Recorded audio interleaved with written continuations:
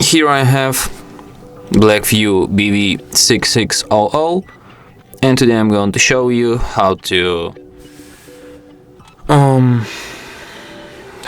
clear credentials from this device.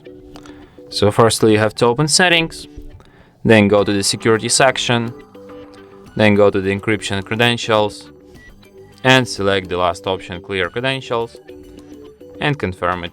And after that, credential storage will be erased. And that's it. Thanks for watching. If you find this tutorial useful, don't forget to hit that like button and subscribe to our channel.